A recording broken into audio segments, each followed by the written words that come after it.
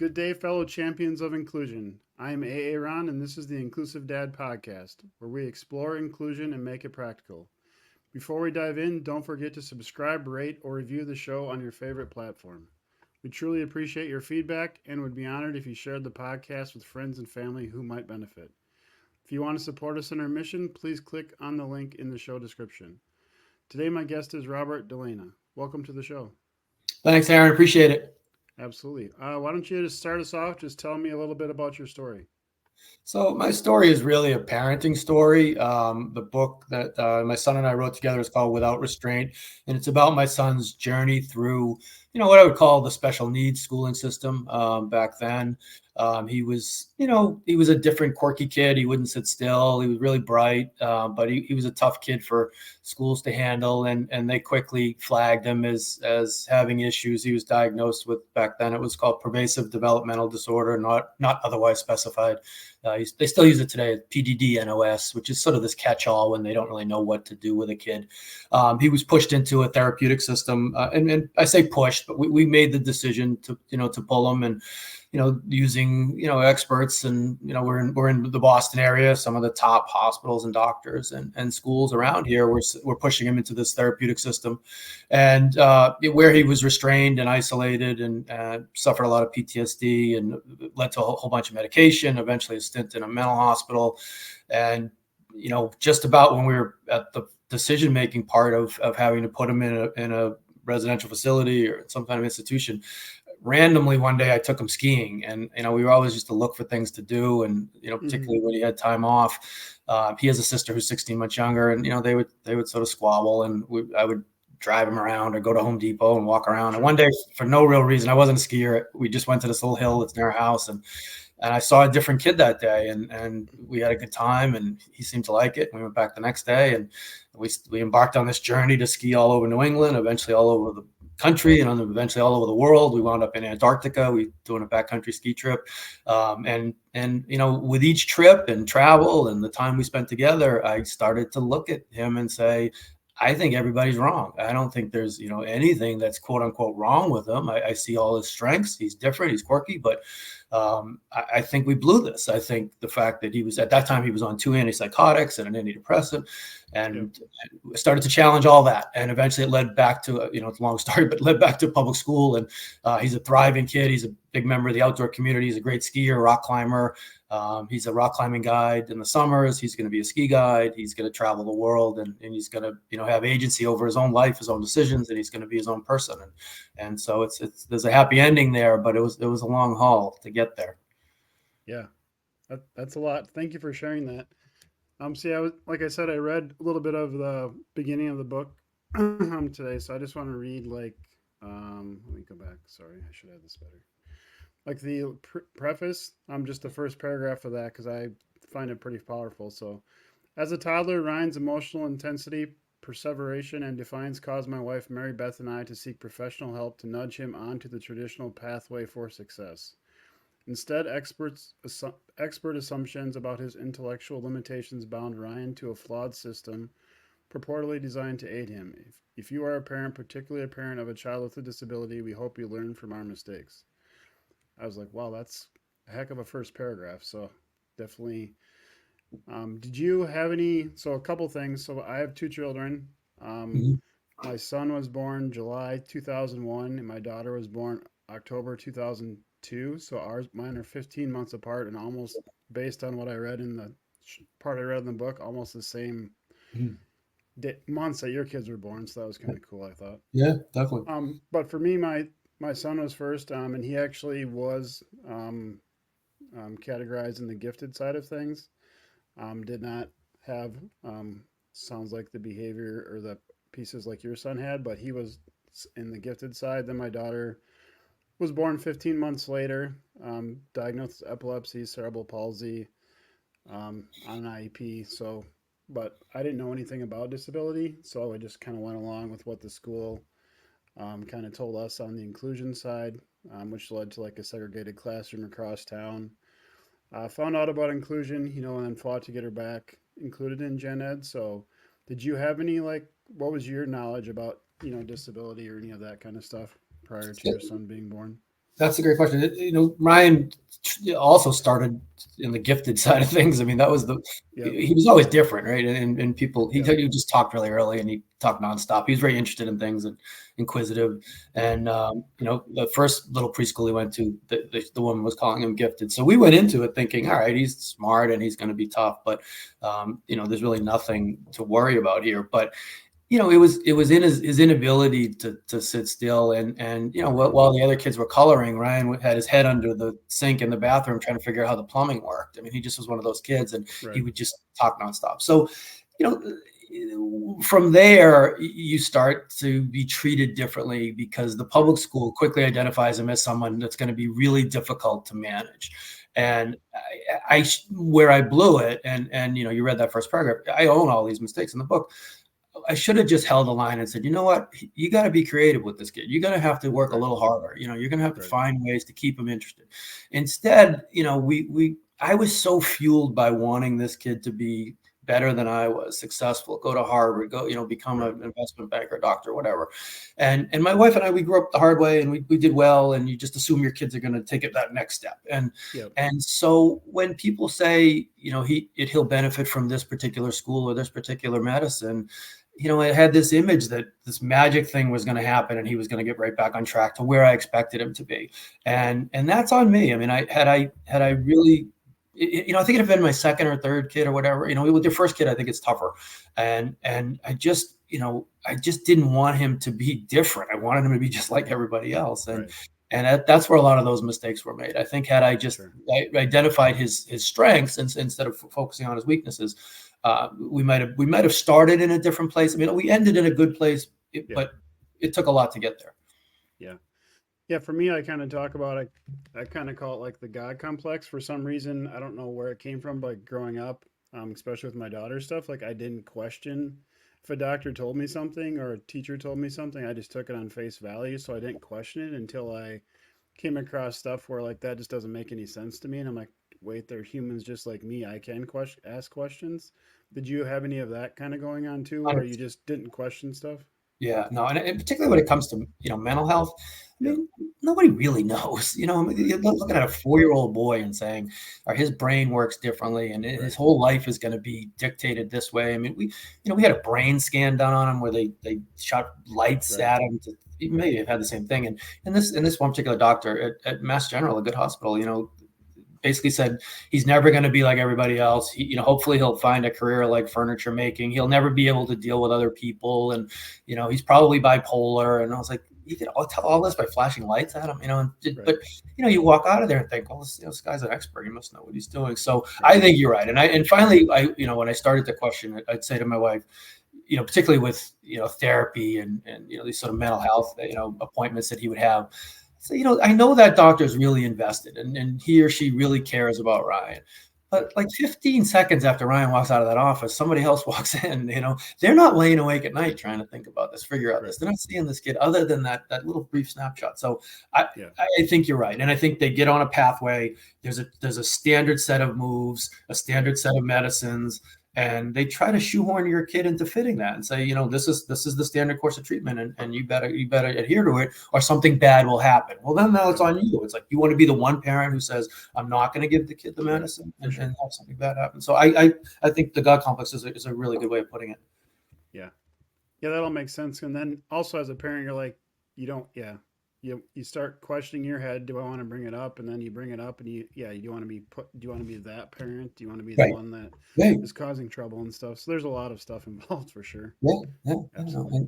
And the schools were like that too. I mean, especially these therapeutic schools, we were everybody's favorite until we weren't. And it was once you start questioning and saying, I don't think this restraining thing is working, and he seems like he's coming home scratched and bruised. Are you sure this is the way to deal with this? And then, it becomes almost like, a deposition every time you have a meeting with the school, and it gets awkward. Yeah, for sure. So what is your definition of inclusion? So that's a hard one. I mean, I think part of, when I look at the word, I think, all right, well, inclusion, is the opposite of exclusion, right? So for long periods of time, people were excluded, based on how they looked or how they acted, for the wrong reasons. And, that I think that we've shifted so much to where, I was fueled by this. My version of inclusion was that my son would be the person I wanted him to be and would fit in Right. all these places. And sometimes in a merit-based society, which I happen to like, and I think that's the only way to run a society, you're not, I'm 5'7". I'm never going to dunk a basketball. I mean, it Right. just Yep. that's just the way life is.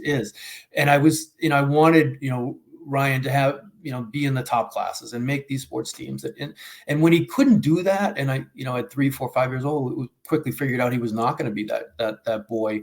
I Right. think I went through this period of mourning where like I had failed in some way. And so rather than focusing on, what he could do, I was really focused on what he couldn't do. And so Yep. when you have a kid who's different or with issues and you're looking at everyone else, and if your version of inclusion is having them do what everyone else does, you're looking at it the wrong way. You've got to really find where the strengths lie and where the happiness lies. I mean, Ryan was a kid who loved the outdoors and he loved science and nature. And I just wasn't that interested in that. So Right.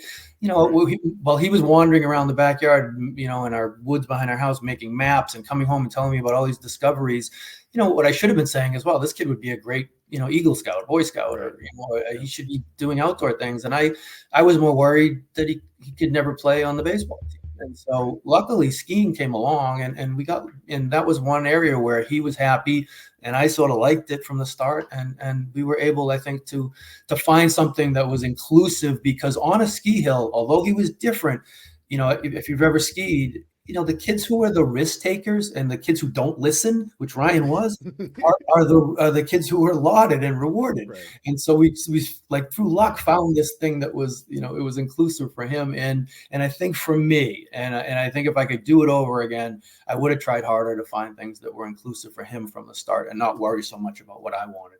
Right. That's a Yeah. long definition. Sorry. No, that's good. Yeah, that does make sense though, because yeah, I mean, I've watched like I've done a little skiing probably when I was a teenager. Went to with the church group to the local ski hill in Minnesota, which isn't that big, but yeah, I mean, I can definitely make sense to me like somebody that's not assessing the risks or they kind of go with it and just that kind of stuff would Yeah. they're probably way better at skiing than I would be because I'd be like freaking out I'm gonna hit something or wipe out and hurt myself and they're like hey woo let's go Right. let's Right. have And people fun are so clapping. Yeah. Yeah. And because yeah that's, I mean those Olympic skiers going down those things at that fast of a speed and they one wrong move they're into the fence or flying down the hill like yeah you got yeah. to be a little bit on the edge to Yeah, there's a do ton of it risk so involved and risk reward, and it's I think for a kid like that, he needed that. He was fueled by yeah that, and in every other aspect of his life, all he heard was no, no, you can't do that, no, you can't yep climb that tree, no, you got to get down, and right it's and there's all of a sudden we find this thing where it's like, wow, look at that kid, he's way up there, he's right. cool, you know. So did you say like that day you went skiing? Had you guys gone skiing before, or how did you? What No, happened? I still even in the book, like I don't. Okay, We had driven by this little hill a couple times. There was a indoor soccer place where we went to some disastrous birthday parties where Rut would okay, always leave in tears and Ryan was always the yeah, bad kid. And I must have just driven by and stuck it in the back of my head as like, yeah, maybe we should do that someday. And we were just having a bad day and I threw him in the car. I didn't even tell him where we were going. We okay, drove to the hill and we got there and I said, "Do you want to try skiing?" And he's like, I've never done it before. I never thought we'd get through the rental process because he couldn't wait for anything. Anything that was tedious and okay, and I thought about the lift lines and everything. And I skied a little bit as a kid, so I knew enough. All of a sudden we're on the magic carpet, the little airport people yeah, move to pick you up. And we get to the top of that. And I finally said, wait, let me just explain a couple of things about what you have to do. You have to turn and like lean this way. yeah, And I give him all this terrible advice. And he just looked at me and he shot down the hill and he banked this turn back to the line. And I don't even know what to do now. How did he know how to do that? wow, And it was natural for him. And it just, I don't know. It played to his strengths because he had great balance and he was athletic, but I could never figure out what to do with his athleticism because he couldn't fail in anything. So team sports, even the slightest, misstep, he would just unravel. And I figured we'd have that moment with skiing. Like everybody falls 100 times the first yeah, day, and I thought, the first time he falls, he's going to say, "This is terrible. I don't want to do this." And he didn't have that reaction. He never really fell that much, but like if he did have something go wrong, he just wanted to get back up and go back up the hill again. So it was the first time I saw something and said, all right, he's got a little tolerance for disappointment here, which he hadn't had right, before. And so yeah. it was a good day. So yeah, I'm a dad, and you're a dad. So like, what as being a dad, how did were you able to find other dads you could talk to, or how was it kind of lonely for you going through this, or Yeah, I mean how was it? that's a good question. I did find, it's just stereotypical, but a lot of the special needs schools, you know, everyone just looked so defeated. They Mm, had, and these are places where kids were really behaviorally tough, and yeah, some kids would develop, developmentally delays and stuff that we're never going to fix. They had real deficits, and that was hard. It was hard to see, and some of those people, I think they did put on a good face, but particularly if a kid just behaviorally was a challenge, I saw a lot of people that they felt like they had just given up, and so I would look at them and I'd say, I'm not going to be that guy. Like I'm not giving up. Like I refuse. And, with skiing, we were able to meet, people, that I, oftentimes they never knew Ryan had any of these issues. And right, it, yeah, it took a while for me to share it because it was the first time we entered something where it wasn't obvious that right, he was different. And it was kind of, I don't know, freeing in a way for him. And then, so I didn't want to ruin that, so I just kind of let it be. And then when people would sort of find out that he was in these different schools, they would almost be shocked by it. And that was actually a telling, for me, a piece of evidence to say, when someone looks at him with fresh eyes, they're viewing him much differently than the yeah, system that had judged him at 4 years old. So yeah, I did meet some cool people, ski people. I didn't think anybody who's outdoorsy, and they tend to, they put their phone in their pocket and they're not fixated on, Twitter right, or whatever. They're just kind of enjoying the outdoors, and I find those people, they're a breath of fresh air. Particularly if we live near Boston, and it's kind of like a typical suburban life and city, and everybody's in a yeah. hurry to get somewhere. So I did meet some cool people along the way. Yeah, I mean that is a great point because yeah, when you're in that world of going to the schools or in the disability and you're that's what only thing you're doing, yeah, I can see where it could be get out, do something different, not related, and it's like yeah, people aren't seeing that label that's been attached to him since he's young. You're not in that system, so it's a different, more refreshing experience for sure. That makes a lot of Absolutely. sense. Yeah, no, it's in this town too, people, we live in a small suburb, and people knew, and, we Yeah, finally did make it back to public school his junior year. We fought really hard to get him back into public school. It took years. And even then he was put in a special program, and I think he was so relieved to be back, and he thought everybody was going to just be like, well, who's this new kid? He seems fun and interesting. Let's get to know him.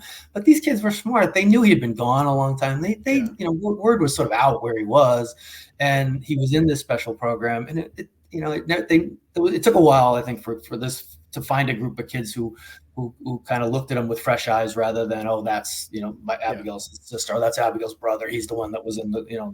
mental hospital or the special schools. So like, how many years was it from when he like started skiing and that stuff until he got like his junior year? Like, how many years would So that be? he was 7 when we went skiing for the first time, and Okay, then those first couple of years so we we were somewhat local. We took a couple of trips out west, and yeah, then he got really good really fast. Now I wasn't all, for all intents and purposes, a beginner. I mean, I had skied yeah, a tiny bit as a kid. I hadn't skied in yeah, 25 years. He got so good so fast, and he always wanted to do the hardest runs at every mountain. So when we started going out west, he was throwing me on these double black mountains in, Utah, Montana, Colorado, and I was life or death. But yeah, he was so young, I had to stay with him. So I would just and slide down, and I'd get to the bottom. I'd be like, all right, right, thank God I'm not dead. I'm not dead. And I used to tell him I had 9 lives. And after a bad fall, I'd be like, all right, that's like 4. Like Dad's running out one of these right, days. And, and then we sort of faced having to split up, where I had to trust that and let him go and say, yeah, this is really too dangerous for me. He can do it. I trust him. He'll meet me at the bottom, and then we started splitting up. And then, we ended up hiring guides for certain places where you needed a partner, and I just couldn't do it. And when we met a great guide out in Big Sky named Ben Brousseau, who's a big part of the story, and Ben let him do this run in big called Big Couloir in Big Sky, that when Ryan was 12 years old. And Ben was the first person, I think, that really looked at him and said, "Yeah, of course you can do that. No question. I've seen you ski. You can do it. Let's do it." And when Ryan did that run and came down, I remember thinking, like, his shoulders were back, and he just seemed a little different. It was the first time nobody questioned his sanity on something like that. And yeah, so those victories, those small little victories along the way, and that was a big victory, started to finally translate, into the rest of his life. And I used to sure, think, I used to think when we had skiing, right? Everything else was a disaster at home and the summers and everything, but we had skiing. And if I could just find other aspects of his life that were like skiing, then I could make home okay. And what I came to realize was I had to, instead of taking us to skiing, I had to take skiing back to home. Like all those victories he was having there were because I was letting him go, and we weren't overparenting. We weren't, always on him. He had the freedom, and when I gave him some of that at home, I think he really, and my wife too, he really did benefit from it. Yeah. So once you wanted tried to get him back into like regular school, like what challenges or what was the roadblocks you ran into getting him back into like regular school? Yeah. So, I mean, part of the problem was, when he got put into the therapeutic schools where they restrained him, you have this litany of restraint, the file was filled with all of these restraints. And I was saying to the town, the reason he has these is because they can restrain him. In other words, if there's a conflict, he was, Ryan, you did something wrong. Ryan, you have to sit in a timeout. That was always going to end in a restraint because it could. If they didn't have the ability to restrain him, you wouldn't have this file full of restraints. So if you take him out, and they would look at me like I was crazy because they couldn't process how he was just going to get into a system and have no physical altercations with anybody. And it just was, it was almost like somebody with a criminal record, like, well, you robbed 3 grocery stores. How can I trust you? Well, you're just going to have to, that I've changed, I'm different. And so he just had this record that we had to really fight. And they put him on a 45-day evaluation. Finally, they gave in because I went nuts one day at the school, and I think they thought, all right, this guy's he's either going to sue us or he's going to lose his mind. So we'll give him his 45-day evaluation. I think they thought he was going to last a day, and some kid would say something to him in the hallway and would be out of there. And I just knew in my heart if they just gave him a chance. And it wasn't easy. I mean, socially, he was very behind. He hadn't had any real traditional school. So, academically, he was really bright, but he had no, background in a lot of these courses, and he had to really work hard. And he's one of those kids, if he's not interested in a subject, he's not going to do the work. If he's interested, he'll be your best student. But if he's not, he could give 2 craps about, Thomas Jefferson or something, but science and stuff like that, he was always good at. So it was hard. I think if he had when he got the right to go back, I wanted him to repeat and be a sophomore. And I said, you'll have 3 years. I think it'll be better. And he just was like, nope, I'm not staying back. I'm going in as a junior. And he probably was right, because it was a long 2 years. It would have been an even longer 3 years.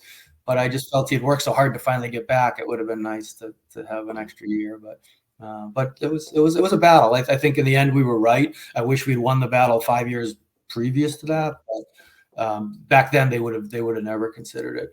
They just looked at him like he was going to be violent. And they were reading these reports that were pretty one-sided. I mean, the schools are writing them, and it always looks like he was the bad actor in that.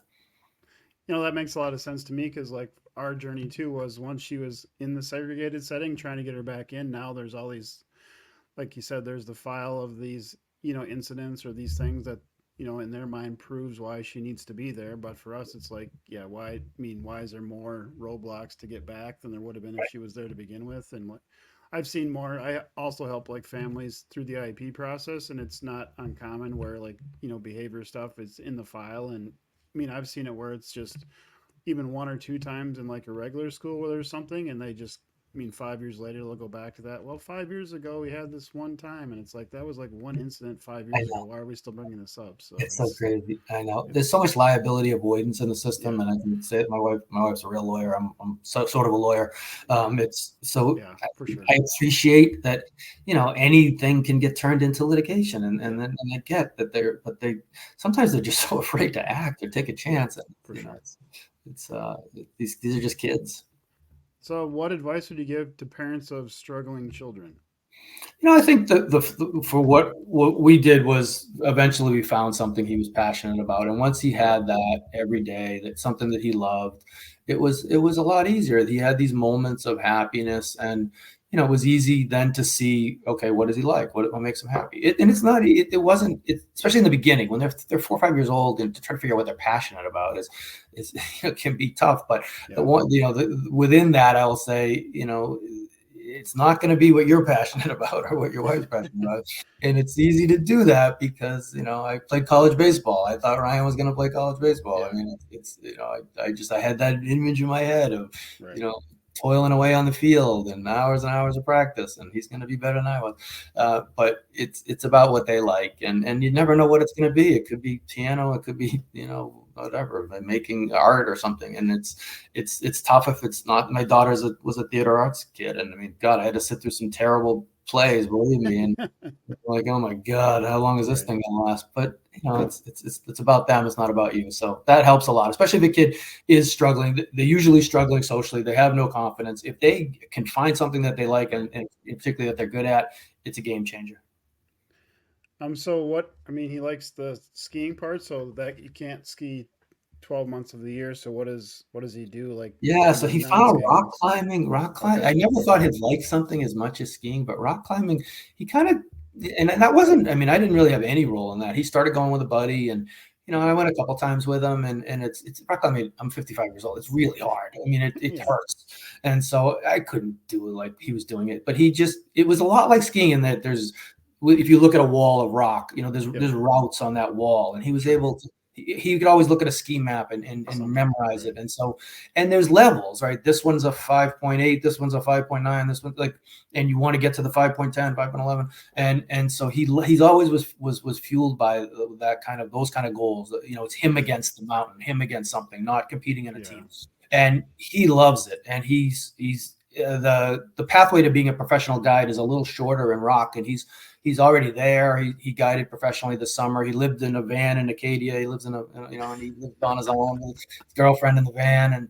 And I said to him this summer, and I said, Ryan, this is gonna sound weird coming from a parent, but there were moments this summer when I forgot about you, and I like, and I Yeah. mean that I just wasn't thinking about, is he okay 24 hours a day? I just knew you were okay. And it's kind of a weird feeling especially when you have a kid with issues. You Yeah. think you're never going to have that moment, and you're That's always going to think, what's going on? What's he doing wrong? What's happening? Is he okay? And he's yeah. okay. And so it's nice. So he's got that kills mostly summer and fall, Sure. it's almost now between the two, you got the whole year covered. That's awesome. Like what tips or lessons can you share with parents if like they are in your situation where the system is telling you this is what you should do for your kid, but you don't agree with it? Like what tips do you have for parents? Yeah, I mean, I think it's easy, that we talked about that God complex, and assuming that somebody with a degree in something knows more than you do about your kid. In medicine, it's tougher, particularly in education. But in education, it's, they're teaching to the middle, right? So they Right. don't want the difficult kid. And so I think we made a lot of mistakes in assuming that the schools knew more than we did, and the doctors knew more than they did. I think anytime just to personalize it for us, when you get taken from the public system and you're put in a therapeutic system, anytime that they have the right to put their hands on your kid, you're in the wrong place.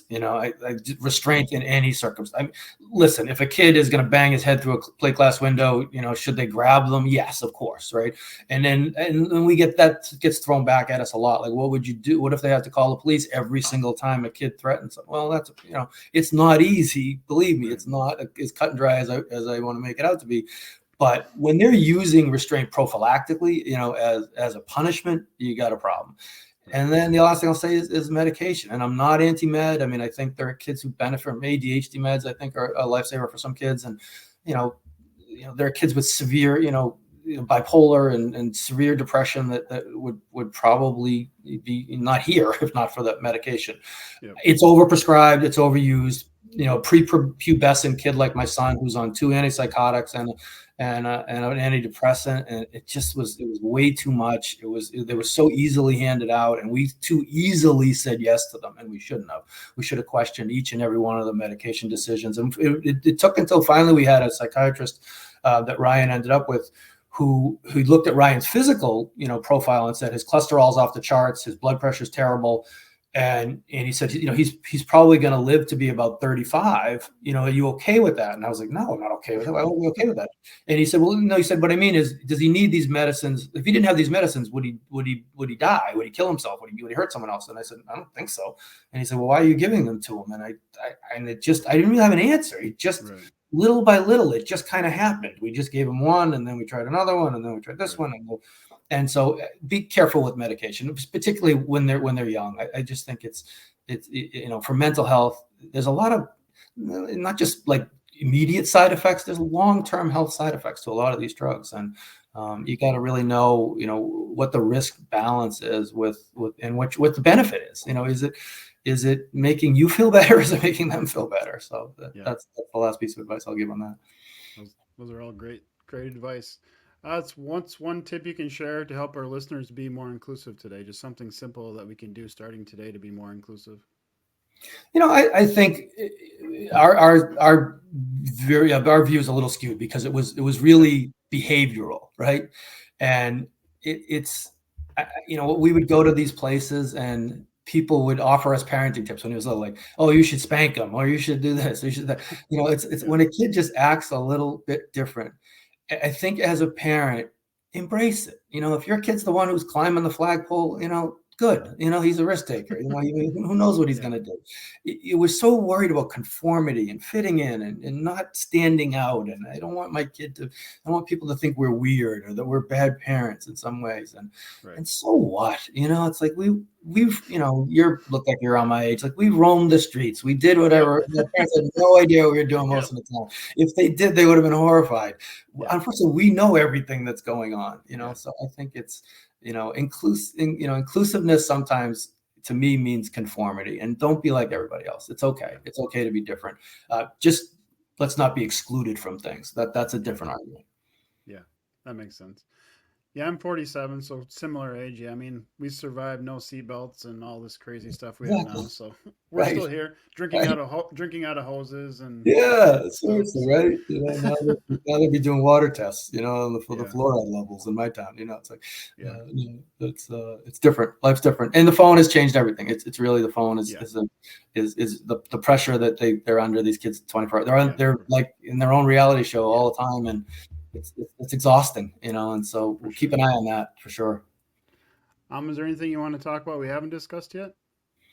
I mean, I'd like to hear more about your kids. I mean, how are they doing now? Yeah. Does this helped the podcast and learning, and has it changed how you parented them, or do you So think? my kids are 22 and 21. So I just started the podcast like a couple months ago. So I'm early on the podcast journey, but just they're both doing well. My son has a girlfriend, has his own house, has a job. My daughter just aged out of the um, birth through transition Yeah, education. So now we're that's working right. on trying to figure out next steps with that. So I didn't like the. I mean, I had difficulty with the education system, like stuff. Like I said, we wanted her to be more included, and she wasn't. So I had some things with that, but at least there was stuff there. Now it's she's over 22, and the what's available for her now is much less. So trying to navigate that stuff. So my her mom and I are divorced, so she lives with her mom. So navigating and she needs 24/7 somebody with her to take care of her daily needs. So trying to figure out, like I said, I'm 47. What's the next steps there too? Where is she going to live long term? Where are we going to have people that are able to meet her needs and stuff? So moving into more of those discussions, which to me inclusion is an important piece of it, because I've always said, I mean, she needs to be out in the community doing stuff because I need other people to know who she is, and see her, help her if I can't help her. So, just getting her out and doing things, different things like that for sure. So, but yeah, she loves music, so she we love playing music, going to concerts, all that kind of stuff. So for her, that's kind of she's always loved music. So for her, that's kind of her thing. So That yeah, sounds good. Yeah, yeah, no, so that rings some bells. I mean, I know with Ryan, for all he went through, my daughter had this very traditional, she had to yeah, live with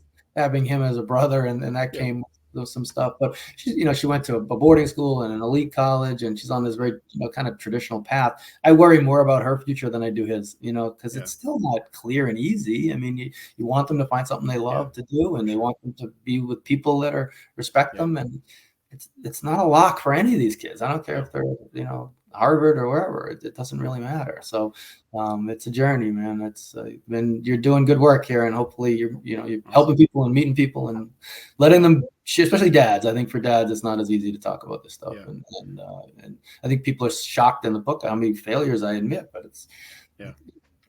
none of us. There's no playbook. None of us know what we're Right. doing, Yeah. especially with the first one.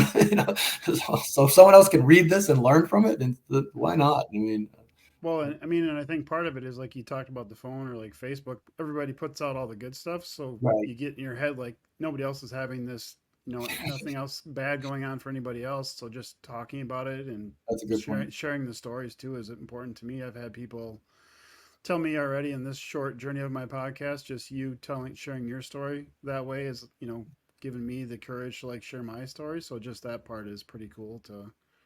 I mean, we all have stories that everybody we need to share to for other people. So that's a cool part of it. Yeah, no, definitely. No, I think the podcast medium is really so good at that. It really is. Yeah. It's a long form. It's a better conversation. It's not these little snippets. You really get into Yeah. the heart of things. So thank you for doing that. I really appreciate Yeah. it. Ready for the last question? Sure. Do you like spam? Yes or no? So I don't think I've ever eaten it. I remember my grandmother talking a lot about it. That when my grandfather was in the war, Yep. he fought in the Pacific, and he Yep. comes home and he's probably like $110. He hasn't eaten, and she had heard that they ate a lot of it, and she made it for him, and I think he almost left. That was he never wanted to see it again. So I think I had this image of it that it was disgusting, but I've actually heard that it isn't bad. So I don't think I've ever had it. So yeah, I live in Austin, Minnesota, where they make spam and where the spam museum is. That's so funny. It's still, So I mean, God, it's been around for, and that can has been the same since I remember the thing in the 70s. I mean, it really is not. So yeah, you're right. It was like Hawaii. It's like a huge thing in Hawaii still. Supposedly they have like a stockpiles of it, so if they get cut off, they can still have it. If you go into That's funny. McDonald's, I've heard they have it on the menu at McDonald's and That's all over the great. place. So Isn't that great? I did not realize it's still made here. Oh, that's good. Nice to know. yep. It's something Well, and is. it's I believe the story goes it's they started making it because they just had these stuff meat pieces that they weren't using, so they came up with a product that they could use that and They stuff. just So never. I only eat it once in a while, like fry it once in a while, not like Yeah, regularly, but still, it's once that's in a while it's funny. good. Yeah. I gotta hit the spam museum. That would interest me. Like there's definitely a story to that product. That's cool. I did not know that. Yeah, the museum is cool. It like goes through the whole history and stuff, and you can get they have spamples they call it, like a person with a tray holding a like That's a so spam funny. you can eat and stuff. So yeah, it's pretty That's cool. great. I love it. I'm gonna look it up after we get off. There. Where's the best place for everybody to connect with you? So Ryan is probably the better follow than me. I Okay. mean, Ryan, he's Extreme Ryan was a nickname I gave him. It's in the book Okay. when he was little, and he was like Clark Kent and Superman. He had this when Yeah. he was Extreme Ryan, he was different. So if you look him up on Instagram or YouTube, he's got some great content on Cool. there. The book is on Amazon. It's any place you can buy books. There's an audio version of it as well. Sure. If you're better, I'm more an audiobook guy than I am a book guy just for Yeah. time reasons. But the audiobook's really good. The narrators are good, and it's a good read. It's quick. It's a quick story, but without restraint. If you have a kid with issues, without issues, I think you'll learn something along the way. That's awesome. Thank you so much for being on the show today. My pleasure, Aaron. Thank you so much. Great to meet you. Yeah. To all of you listening, thank you for joining us on this episode of the Inclusive Dad Podcast. If you enjoyed today's conversation, please subscribe, rate, or review the show. Your feedback helps us connect with more champions of inclusion. Remember to share this podcast with friends and family who might benefit. If you want to support us in our mission, please click on the link in the show description. Together, we can make the world more inclusive. Until next time, stay empowered and be a champion for inclusion.